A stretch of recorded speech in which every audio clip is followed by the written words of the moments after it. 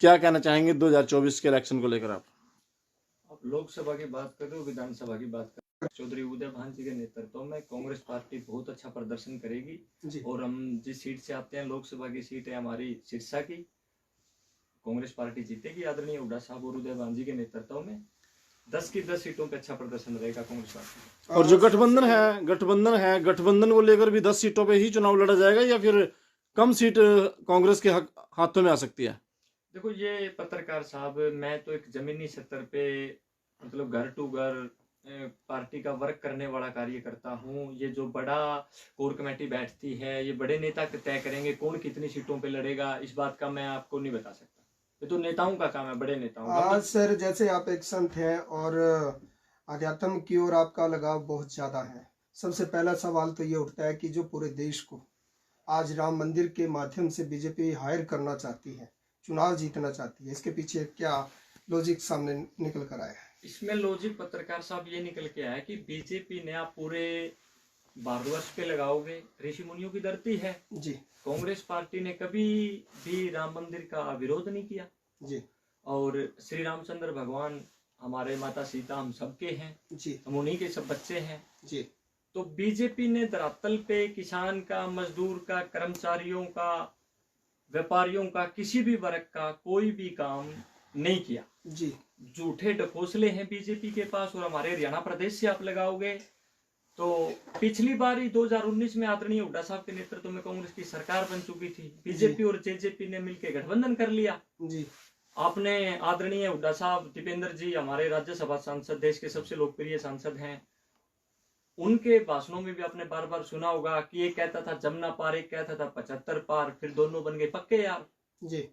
और श्री रामचंद्र भगवान हम सबके हैं। बीजेपी सिर्फ श्री रामचंद्र भगवान के नाम पे वोट लेना चाहती है, जो कि गलत है। और काम करे बीजेपी जनता के, वोट ले, किसानों का भला करे। किसान हमारे बैठे रहे, देखो आप धरने पे दिल्ली, अब कभी हमारी माताएं हैं, आंगनबाड़ी वर्कर हैं, कभी कर्मचारी हैं, कभी कोई भी वर्ग है, हर रोज तो धरने पे बैठा रहता है। तो सवाल सिर्फ ये है हमारा कि अभी आपने राजनीति की ओर कदम बढ़ाया है, ऐसा क्या कांग्रेस में खास नजर आया कि आप आज कांग्रेस में एक डंका बोलता है आपके नाम का? नहीं, डंके वाली तो बात पत्रकार साहब नहीं है जी। हमारे नेता आदरणीय हुड्डा साहब हैं हरियाणा प्रदेश लेवल पे, और उनके पुत्र सारे प्रदेश के लाडले दीपेंद्र जी, हमारे प्रदेश अध्यक्ष आदरणीय उदय भान जी, तीनों ने मिलकर के कांग्रेस पार्टी को बुलंदियों पे पहुंचाया। आप 100 गज के प्लाट ले लो जी। किसानों के लिए ब्याज माफी ले लो, आदरणीय हुड्डा साहब ने सब तो किए हैं, बीजेपी ने तो एक भी नहीं किया। और फिर बीजेपी मतलब आदरणीय हुड्डा साहब पे झूठे आरोप लगा रही है कि मानेसर लैंड कर दिया, फलाना कर दिया, धिगड़ा कर दिया, जो कि गलत है। आदरणीय हुड्डा साहब निर्दोष नहीं थे। जी। बात करें कि जैसे अभी नई यात्रा राहुल गांधी जी की चली हुई है, तो क्या लगता है, पहले भारत जोड़ो यात्रा भी शुरू हुई थी तो फर्क नहीं पड़ पाया, अन्य राज्यों में जो अभी कांग्रेस की हार हुई है, तो क्या लगता है कि इस न्याय यात्रा से कुछ फर्क पड़ेगा? इसमें मेरा एक चीज मानना है पत्रकार साहब, हर नेता अपनी पार्टी के लिए, लोगों के लिए जी जान से मेहनत कर रहा है। चाहे हम छोटे वर्कर हैं, चाहे आदरणीय हुड्डा साहब, उदय भान जी हैं, चाहे राहुल गांधी जी हैं, बहन प्रियंका जी हैं, खड़गे साहब हैं, इनके नेतृत्व में कांग्रेस पार्टी दिन प्रतिदिन मजबूत होती जा रही है। और हर नेता अपनी पार्टी के लिए काम कर रहा है। लोगों को घर घर जाके हम समझा रहे हैं, वो तो जनता को देखना है कि कौन गलत है कौन सही है। तो कहीं ना कहीं सर ये नजर आता है कि जैसे बड़े नेताओं के साथ जुड़े हुए जनता होती है, अशोक तंवर जी गए, काफी कांग्रेस को नुकसान हुआ, और अब जो नहीं, सॉरी मैं आपका सवाल बीच में रोकूंगा। तंवर साहब के जाने से, तंवर साहब प्रदेश अध्यक्ष थे पार्टी के, और आदरणीय हुड्डा साहब ने उनकी मदद की थी प्रदेश अध्यक्ष बनाने में। आपको ज्ञात होगा, आप तो पत्रकार हो, मैं तो छोटा सा वर्कर हूँ जी। उन वर्करों को क्या आप संदेश देंगे जो एक नेता के चक्कर में पार्टी छोड़ के चले जाते हैं?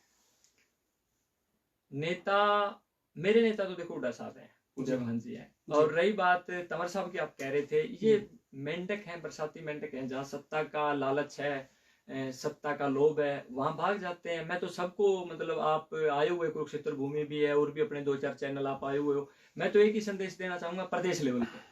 आदरणीय हुड्डा साहब प्रदेश के सबसे बड़े मास लीडर हैं। जी। ये बच्चा बच्चा जानता है। तो आज हमारी टोहाना में आप वहां से लग जाओ, भीमेवाड़ा से लेकर के चांदपुरा मुंदलिया तक, इधर हिम्मतपुरा और अपनी सिंबल से लेकर के जांडली तक, चंद्रावल तक, त्राई त्राई मच रही है जनता में।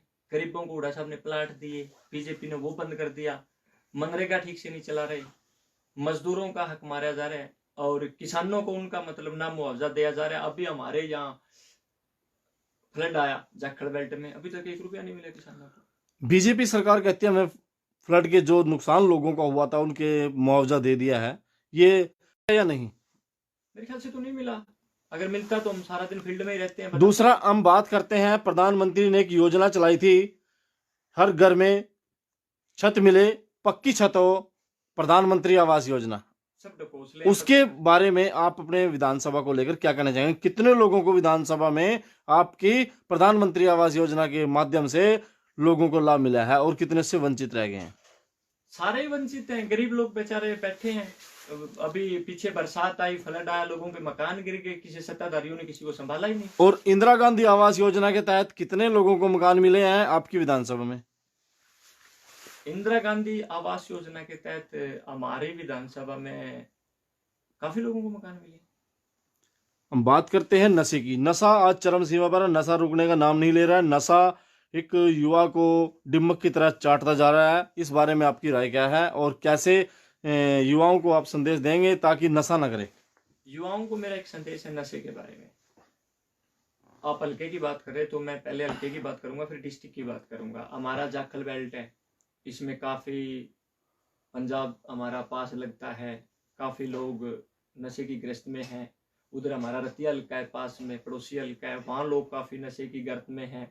हमारे हल्के में भी हर गांव के साथ 2-2, 4-4 ये जो चिट्टा नामक आया हुआ है, मैं युवाओं से अनुरोध करूंगा कि ये आप कृपा करके ये चिट्टा ना पिए, अपने घर ना उजाड़ें और नशे से दूर रहें।